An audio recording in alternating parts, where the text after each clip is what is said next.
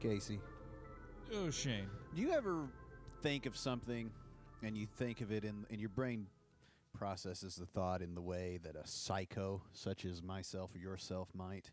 Aren't those called intrusive thoughts? I don't know. So this thought was just that I got home, I got here and I was quite thirsty, but also I kind of had to pee, and I just thought, what in the microcosm of a water cycle is happening here? What? Yeah, you see, you hadn't thought about it like that, There's had only you? one thing I thirst for, and it's blood. We're going to talk about dat boy. The golden hawk boy. Rest his soul, Sanguinius. But first, welcome to 40K Fanatics. I am Shane. That is Casey. He's got his lore hat on. It's a very serious time. A bit of news to start. Big news. 40K movies and television is a go. I did not read the article. I believe you did. Yes, I did. Tell me about it. They confirmed that the final contracts have been signed to get the projects going. They have recruited writers, and spearheading the project is one golden boy named Henry Cavill. I love him. I just watched him in Man of Steel the other day on Netflix, and he was excellent. Now, they do say that this project may take a few years to get something out. But now everything's in stone. It's written. It's confirmed. It is a thing. It is happening. I also watched him as the bad guy in a Mission Impossible Fallout. I liked him in The Man from U.N.C.L.E. I haven't seen The Man from U.N.C.L.E. Is it good? Dude, that's a really good. You check it out, dude. That dude plays a spy so well. He's playing another one soon in this like Argyle movie. Have you heard about that? I've not. It's pretty good. I hope so much that the various Warhammer shows are not like what they did with the Halo show. Boy, I've heard some things, I've seen some things, and I hope you're right. Man, that Halo show is trash bag of the highest order. I don't want to get into it. I don't want to get into it either. I Open the bits box. Yeah. I played a game. You played a game. So did I. 2 weeks ago. 3 days ago.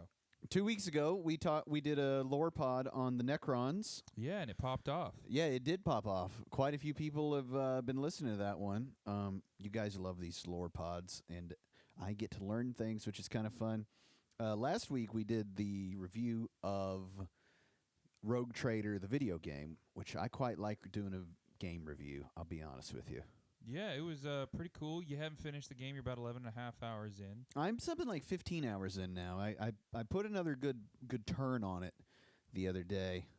Ran into a glitch. I thought I was sunk, but I turned it off, restarted the computer, and it worked. So that was good. But I guess that's what you get in any game. I was going to say in a non-AAA game, except AAA games be putting out some junk, man. Yeah, and that's just the way things are right now. You know, everybody's focused on multiplayer, and most games that come out aren't even finished. And am I so glad that they delayed Space Marine 2. Yeah, and hopefully it's not to put microtransactions in it, because that's a thing that happens sometimes, but I have no source on that. I'm just recklessly speculating. Anyhow, I played a game. The reason I bring up the pod about the Necrons from 2 weeks ago is because I played the Homie Austin's Necrons. This is not the usual Homie Austin with his Astra Militarum, but a different Austin. In some wild scheme to make a profit, they made more than one Austin. And he was playing that new hotness out of the Codex of the Terminator. No, he's playing the Grey Knight Necrons. The Grey Knights, that blip around. Now he was also playing a number of Catan shards. Ooh, which ones? Well, he had this Grim Reaper looking jobber. That would be the Nightbringer. Yeah, and he had the Void Dragon. Ooh, I'm sorry. Okay. Now, you lost, right? I did lose. However, I think I could have won. First of all, the Night Reaper. I thought he was he looks a lot like that flamer dude from Zinch, right? The little solo lone operative dude that's got the flamer. That's what he looks like. That's what I thought he was. He picked him up because he's Necron Grey Knight. He blinked him into my backline for Oh. Yeah, and for a CP, he was able to put him within 3 of stuff. That thing proceeded to shoot my Forge Fiend dead, charge Harkin and all of his raptors, and kill everybody home. Yeah, it's a Catan shard. Yeah. I did not know that the Catan shards did that kind of thing. The Nightbringer is so powerful, the reason he looks like the Grim Reaper is actually because he is the Grim Reaper. Well, here's another thing. I did not expect him to shoot as well as he slices. Really? And that was ridiculous. And then there was the Void Dragon. So what I did is I brought Abaddon in, and the Nightbringer ceased to bring further night quite quickly. And then I ran Abaddon up at the Void Dragon. And then what happened? Well, there was a bit of miscommunication. I'm assuming you ran him with full Terminators. No, I did not. I ran him with 5 Legionnaires. Oh. Which I quite like to do. Makes him cheaper. Get to reroll wounds because they're Legionnaires. He can make them everything reroll hits. It's nice. And it's cheaper because I run too many characters because I love characters. Hero Hammer all the way, baby. Hero Hammer, baby. But here's what had happened is Austin had a unit of Lich Guard. The Lich Guard are -1 to wound. As he was explaining to me that they're -1 to wound and they were around the Catan Shard, I thought he was telling me that the Catan Shard and the Lich Guard are -1 to wound. Now, the Catan Shard absolutely bleeps. Shooting, fighting, taking hits because he halves damage. He absolutely Fs. That's the Void Dragon? Yeah, the Void Dragon. Yeah, because it's the Void Dragon. Because it's the Void Dragon. Now, I then proceeded to play until my turn 5 that the Catan Shard was -1 to wound in addition to all of that. And let me tell you, he was quite broken with me playing him that way because he is not -1 to wound. I had all kinds of dudes at the end chopping at him looking for theoretical 7s, because I was wounding on 6s, -1 to wound, having to roll a bunch of 6s. And Abaddon still got him down in the end. However, I think he would have been gone a turn and a half sooner had I not been making it really, really hard on myself. And that could have changed the entirety of the battle. Also, if you go on 40K Fanatics on X, you can see a picture from the battle where Austin's monolith, and it is an official GW-approved monolith, proxy, charged into my Master of Possession, and that was kind of funny. Yeah, that milk jug looks great. It's a great-looking milk jug. At 40K Fanatics on Twitter. He said it was either that or it was going to be in a bottle of 1800 tequila, which honestly, a fair proximity. But he, the friendly local game store being an all-ages sort of thing, he left the tequila at home. Also, had he brought an empty bottle, I would have been very upset. What'd you do? You had a game as well. Yes. I fought Imp Guard, lost, I think, 63-55. It was a close game. All came down to the wire.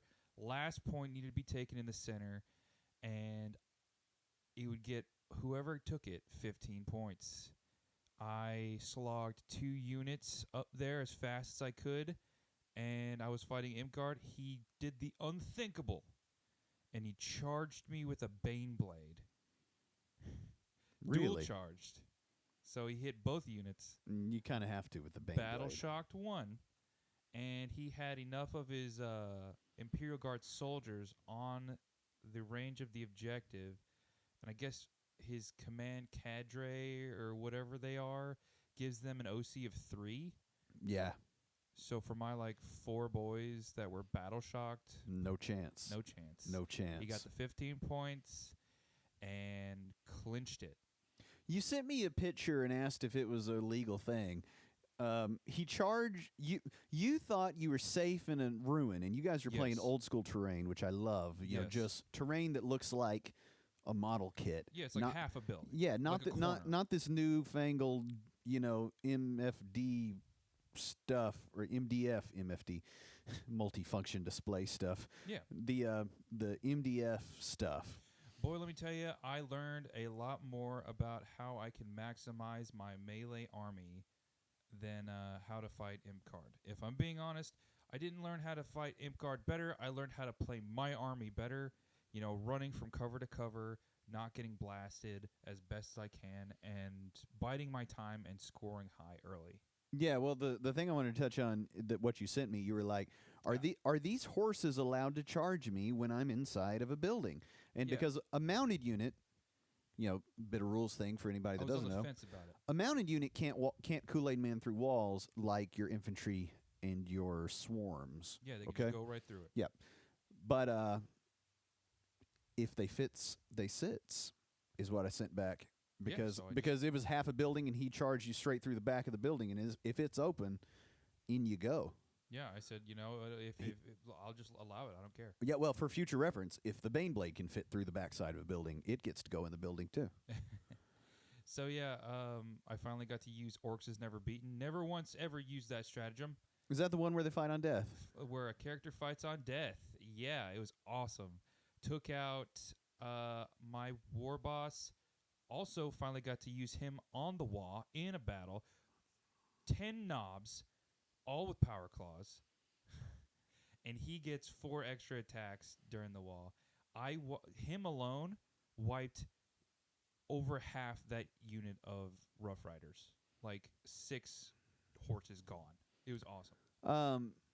Because previously those kind of like Imperial Guard had always got you because you used to play too simple.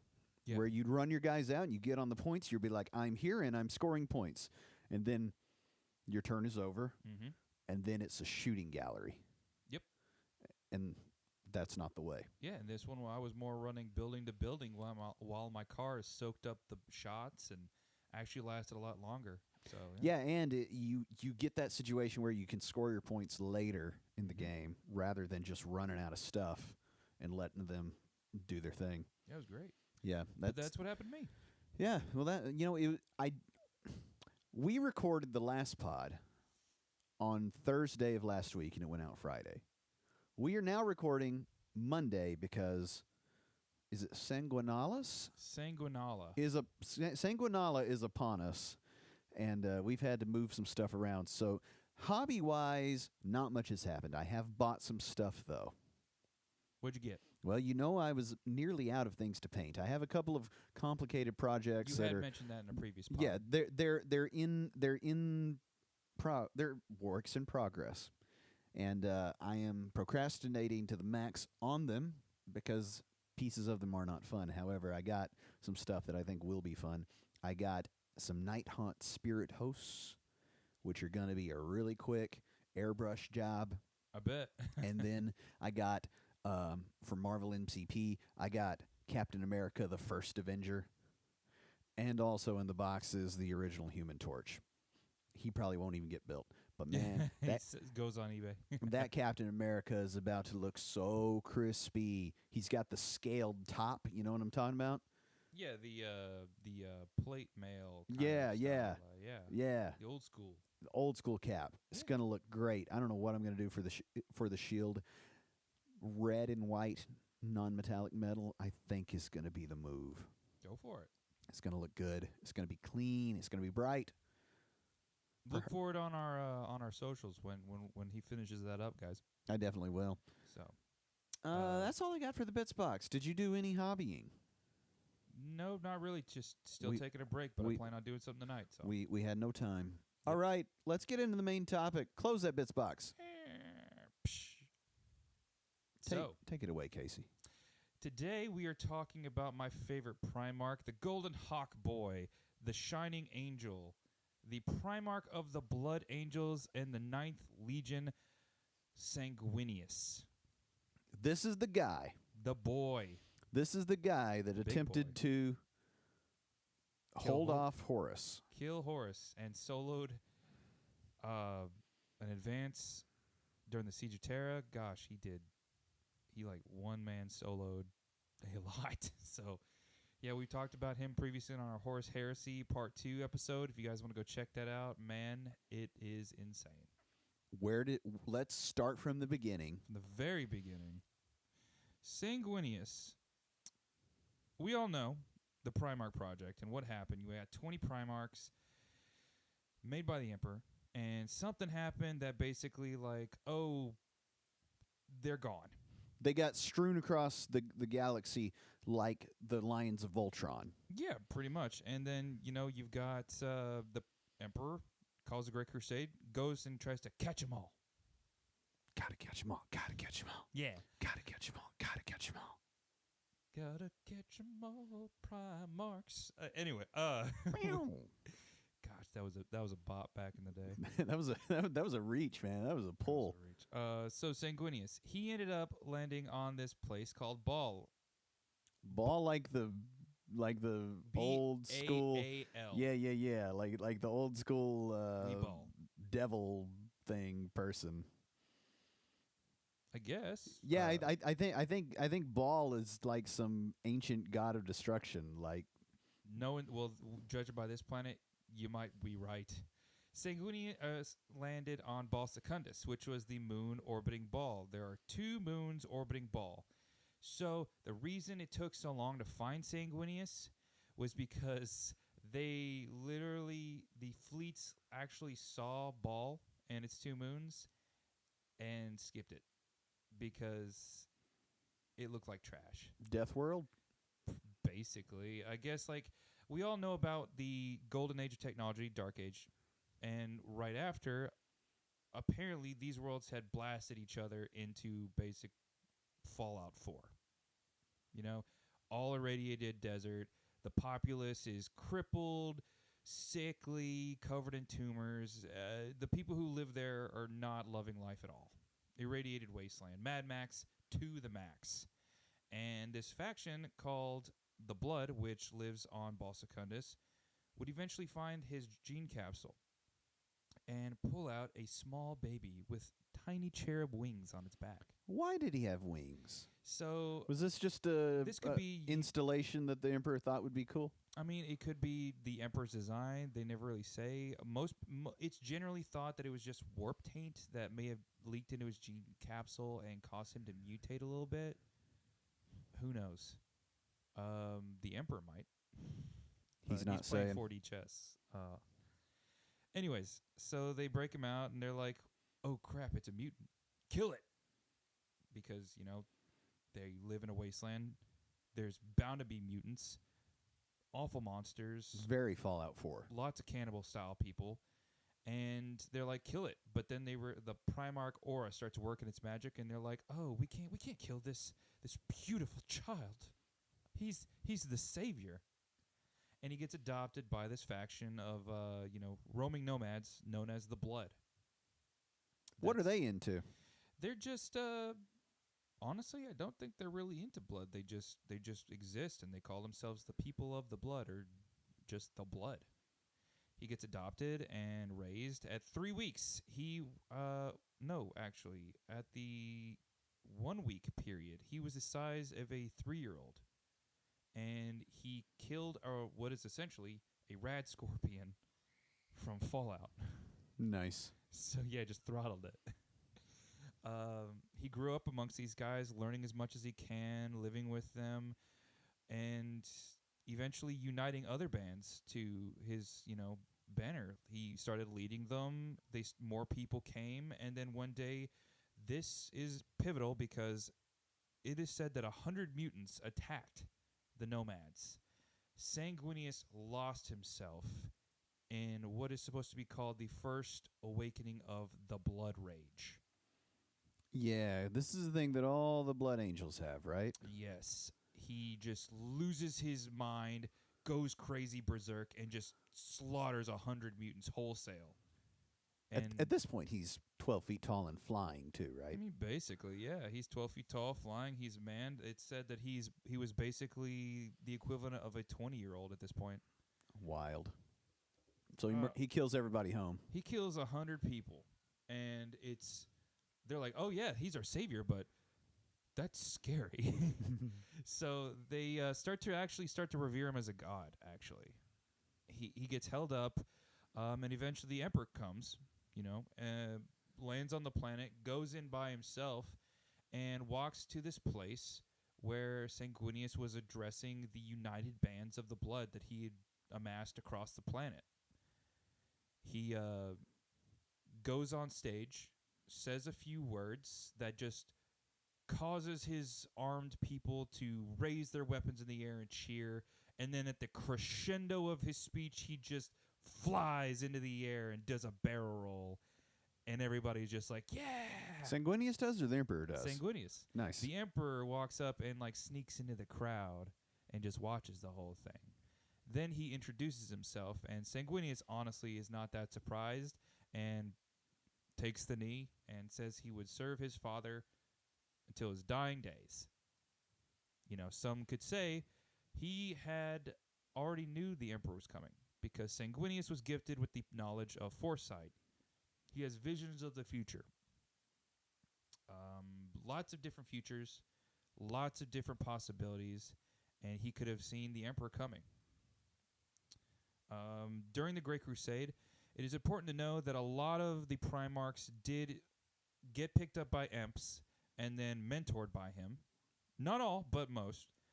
They spent time with the Emperor, and then they would go do their thing. Right. And then they would take their little war band, and that would eventually become their Go off squad, with their legion, yeah. which I imagine is what we're about to get to here. Yes, he spends not that long with the Emperor, and he instead gets handed off to be mentored by his older brother Horus. Sanguinius and Horus were kicking it the whole time? They were best buds. So sad. You know, Horus was like the best of them all, is what they say. He was charismatic. He loved all his brothers. He saw the value in all of them. But, you know, Sanguinius was the same way. Horus never argued with them, always was on their side, but Sanguinius always, like, tried to cool them down. Honestly, he played devil's advocate whenever they got into arguments. Like, one would be like, I would win in a fight. No, I'd win in a fight. And Sanguinius is like, you're both pretty. Calm down. he was that boy. He was just... Everyone liked him, even Angron. Well, he was literally above them all on angel's wings, yeah? Exactly, yeah. Angron liked him, well, as much as Angron could. Right. His butcher's nails would literally stop hurting if he thought of Angron, or thought of Sanguinius. So Sanguinius eventually does get reunited after some tutelage with the Luna Wolves and Horus, and he gets reunited with his 9th Legion, who it took about 3 years to amass.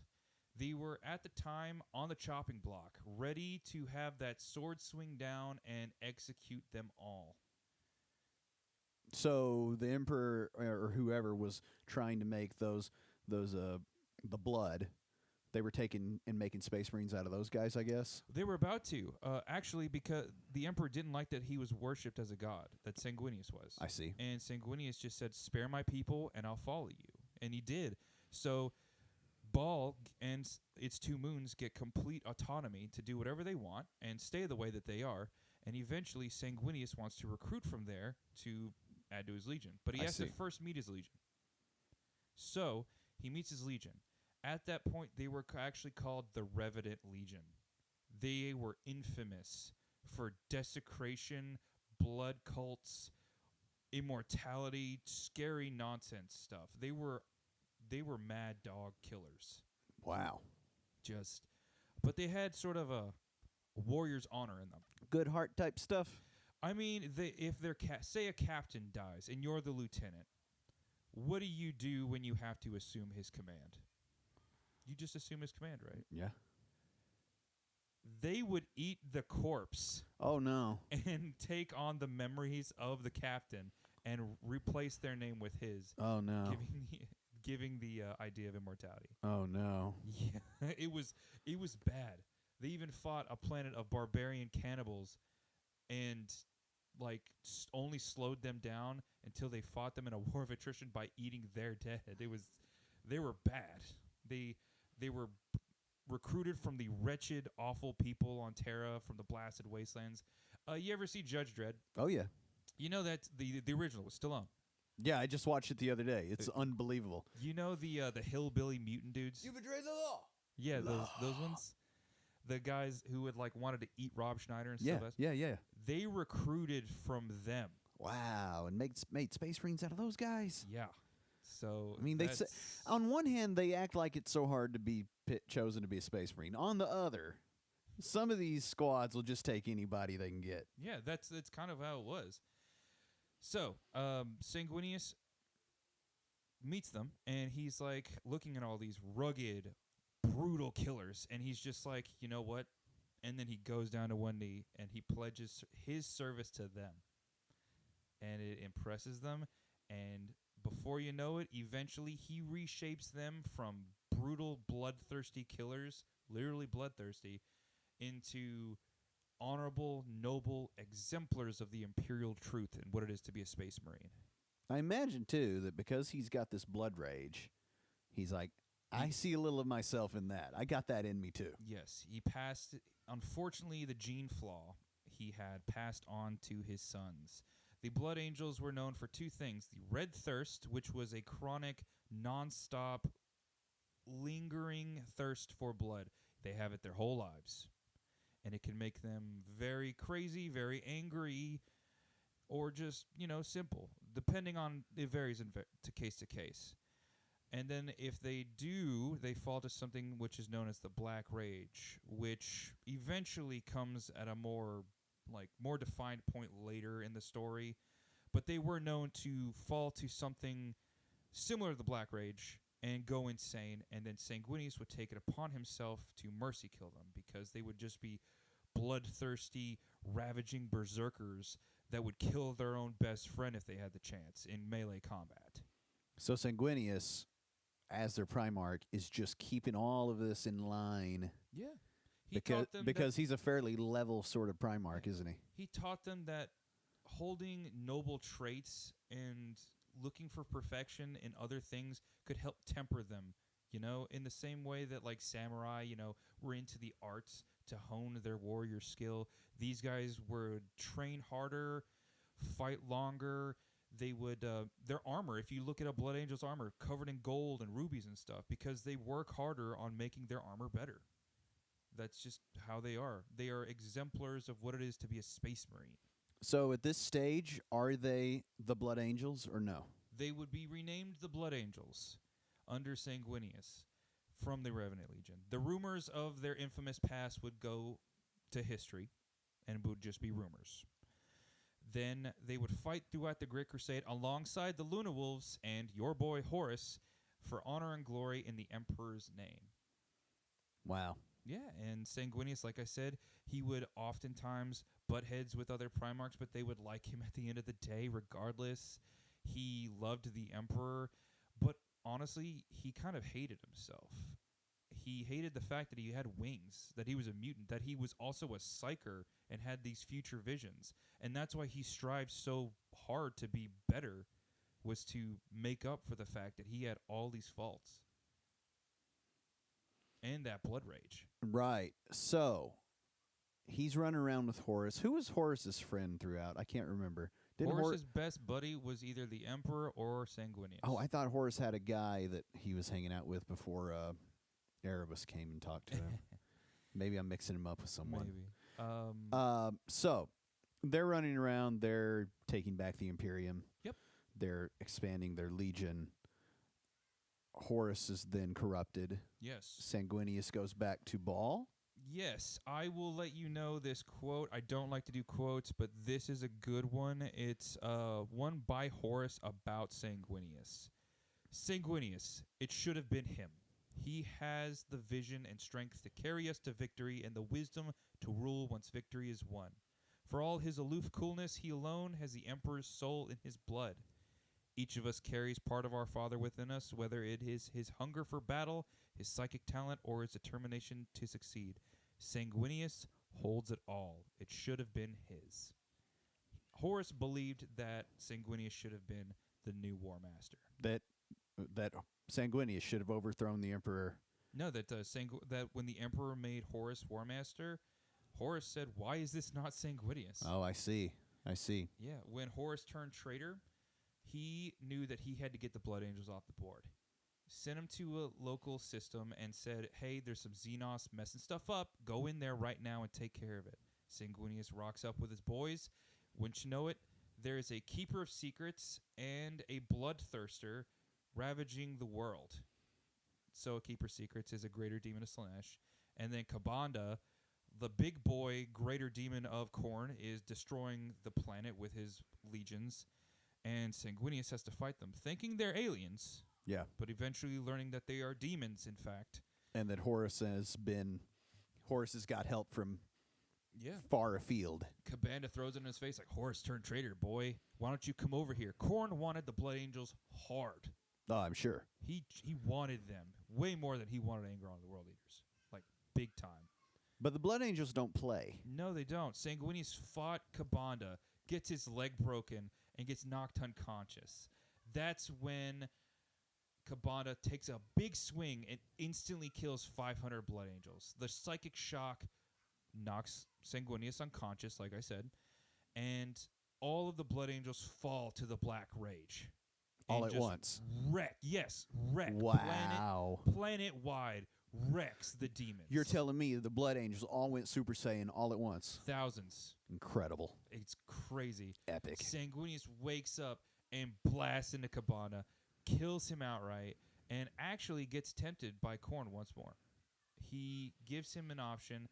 Save so your hold on. sons. Hold on, you buried the lead there. I did. So his initial Black Rage as a young man against the 100 mutants the onset. Was that whisper similar to, if you guys haven't checked out our Mortarian pod, where Mortarian was whispered to from Nurgle very early on. I like where your head's at. I do. But it wasn't. Sanguinius gets his anger from somewhere else. Where else is there? Who knows? Very interesting. But Cabanda and Khorne tempt him and say, we can cure your Black Rage. We can save your sons. Just walk into this well of power, this big shining light, and we will cure you and your sons.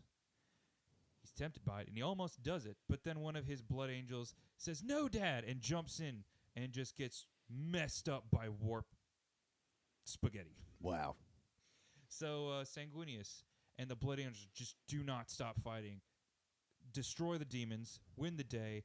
Sanguinius loses one of his most loyal sons and is ashamed that he actually thought to turn to these demons. Question here. So this was a trap that Horus laid. Yes. Was this like in the same swath of traps as the big massacre on the drop site? Yeah. I think it was about around the time. Right, because his idea is we're going to take out all these legions and we're going to warp into to Terra. And well, actually, it was just before because this was an order from the War Master, his best friend brother. Right. So he didn't know he was a traitor yet. He hadn't wholly turned at that then point. Then it confirms it. I see. At this point, Lorgar attacks Guilliman and the Ultramarines and causes warp storms. Cuts off everybody. Yeah. Like, you know about that one? Yep. Called the Ruin Storm. And Sanguinius tries to limp back to wherever he can get and gets to the realm of Ultramar, the 500 worlds of the Ultramarines. Alongside him are Rabute Guilliman of the Ultramarines and Lionel Johnson of the Dark Angels. They are terrified. They have no signals, no radio comms coming out, nothing's going on. They think that the Imperium's done. At this stage, the Iron Warriors are back holding off the onslaught on Terra. You mean the Imperial Fists? Yes, the Imperial Fists. Darn it. I understand why you made that confusion. There's so many of them. But I understand why you did that, though. But I'm getting better. So they're making a plan. Now, the Ultramarines didn't make it for a while because they're cut off. So how the heck does Sanguinius end up in the throne room? Here's what happens. Dark Angels show up. They have Conrad Kurz, Primarch of the Night Lords, prisoner. He also has visions, much like Sanguinius. But this goes on for some time. Guilliman, Sanguinius, and Lion all make Imperium Secundus, the second Imperium, because they think the Imperium's done for. They try to run it. They actually name Sanguinius the Emperor. Wow. Guilliman's the guy who runs bureaucracy, and the Lion is like the general. Eventually, Conrad breaks out of his prison that the Dark Angels didn't tell anybody about. They find out that due to Conrad's visions, the Emperor is alive. And that Terra has not, in fact, been destroyed yet. Because Conrad knows how he's going to die. And if he hasn't died yet by something because of the Emperor, then that would mean the Emperor is alive. I see. So they throw him in a cryopod, launch him into space. Conrad, and they're like, let's never talk about this Imperium Secundus thing again because we'll probably get in trouble. And then they all three beeline to Terra. The only ones to get there in time are Sanguinius and the Blood Angels, which he gets there early, and the Ultramarines get there late. And the Dark Angels really don't get there at all. Yeah, they never do make it. Yeah, because the Night Lords kept stopping them. Wow. So Sanguinius fights at the Battle of Terra, the Siege of Terra. He kills he literally kills a Emperor class Titan and a Warlord Titan, Kabanda the Greater Demon again, Angron, and then who knows how many traitor Space Marines and forces on top of everything. Wow. There was one I love. I just heard about this one. He tries to kill an Emperor class Titan, which is bigger than a Warlord class Titan. He's on a dropship with his Blood Angels, and this Blood Angels captain is like, "No, Dad, you can't. You're only worth like 500 points." He's like 3,000 points. I heard this on AdRic, and it's hilarious. So he's like, "Hold my beer," and then he jumps off into the fray and takes on this Emperor class Titan and just wrecks face. Oh, it was Major Kill. Major Kill said it. He was my favorite YouTuber. I don't know that. Anyway, shout out to Major Kill. Shout out to Major Kill because he's great. Salute to you. So, into the fighting, he goes onto the warship with the Imperial Fist, the Custodians, Emperor, Rogel Dorn of the Imperial Fists. All of them go on there with him and his Blood Angels, and then he fights Horus. Horus proceeds to body him because Sanguinius had been fighting nonstop for months. Question. Yeah. So in this fight, which I think this is all going to be revealed in great detail in a new book that will close the Heresy series, right? But so Rogaldorn's there, he's fighting guys. There's guys. They got spread out among the ships. That's right. Doesn't the warp spread them out like magic? Like they just end up all teleported all over the ship? Yes. Sanguinius is next to where Horus is. The Custodians get trapped in the shuttle bay fighting demons with the Emperor. The Imperial Fist gets stuck somewhere. And okay, so when Rogel Horus and Sanguinius are fighting, like right there on the bridge, right? Yes. Because isn't there a throne in the picture they always show? Yes. That's where the Emperor was, but then he gets zapped over to where the Custodians are. I'm not following you. What? So Horus and Sanguinius fight there on the bridge. Yes. all by themselves. Yes. And then the Emperor makes his way in after Sanguinius is dead. Wow. Yes. And the moment Sanguinius dies, that is when the Black Rage permanently permeates the Blood Angels and their gene seed. That they go completely insane on Terra and on the ship and just nonstop, full rage berserker. They are unstoppable. When a Blood Angel is in the Black Rage, death blows that would kill a normal Space Marine, they just shrug it off. Incredible. And after his death, whenever a Blood Angel falls to the Black Rage, they see themselves in visions as Sanguinius fighting on the Vengeful Spirit, going up against Horus in his final battle. Wow. Yes. But Horus is powered by warp juice. Yep. And Fell's our boy. Yeah, because Sanguinius had been fighting for months on end, wasn't fully healed, was super tired, and Horus had, literally done nothing, was supercharged by the Chaos Warp, and just bodied him. Sanguinius, his body is eventually taken back. Well, hold on. And then their Emperor runs in. Yeah. Says enough of this. Fights Horus. Kills Horus. After being mortally wounded. Because it's his favorite son. And then who comes in to take the Emperor? The Emperor Kamehamehas Horus, and then Rogel Dorn, Jagged Icon, the White Scar Primarch, and the Imperial Fist Primarch take him back, and the Blood Angels and Custodians grab Sanguinius, and they go back to Terra. The Blood Angels are then given... They've calmed down. They calmed down. They had their 10 minutes. Yeah, after all of the it's said and done. Yeah, Abaddon and everybody are strewn back all across the galaxy. Yeah. All the traitor legions, to I the guess. Eye of Terror. Yeah. The Blood Angels get Sanguinius' body and entomb him back on Baal, their home world. And that's where he lays to this day. His blood was used to... They drew... Some say that the Black Rage is in the Blood Angels because they drew from his gene seed from his dead body. Some say that it's something Always to been do there. with the warp. Some say it's always been there. It's hard to say because it's very, very complicated. I know everything about it, and I'm still confused because I just got caught up on it, reading the Mephiston books and everything, and the devastation of all. I'm not even going to get into it, but it's crazy. We'll probably do a Blood Angels episode to go into it a bit, but it's nuts. Yeah, because so presently, Sanguinius, as far as I know, does not have a model. He has a Horus Heresy model, but he does not have a 40K model. Does he have a Horus Heresy model? Yes. Big, beautiful angel wings, I imagine. Big, beautiful angel wings, long, blonde, flowing hair, charismatic, jawline, everything.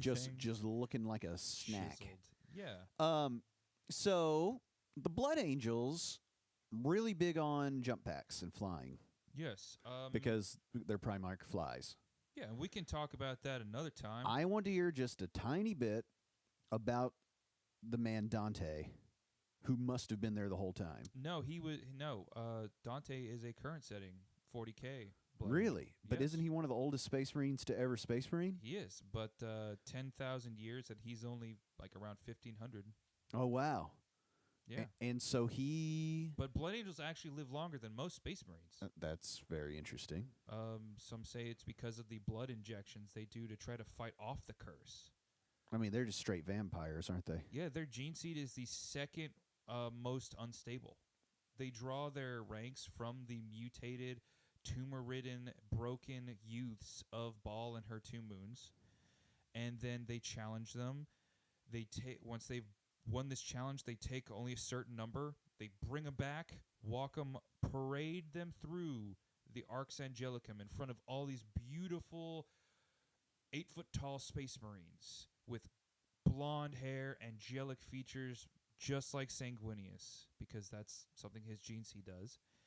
And then they are given the chalice of his blood, the red chalice. They drink the gene seed and the blood of Sanguinius containing in the chalice, and then they put them in a sarcophagus with a bunch of infusions. And this slowly over time, after a year, turns them into a Space Marine. Wow. Yeah.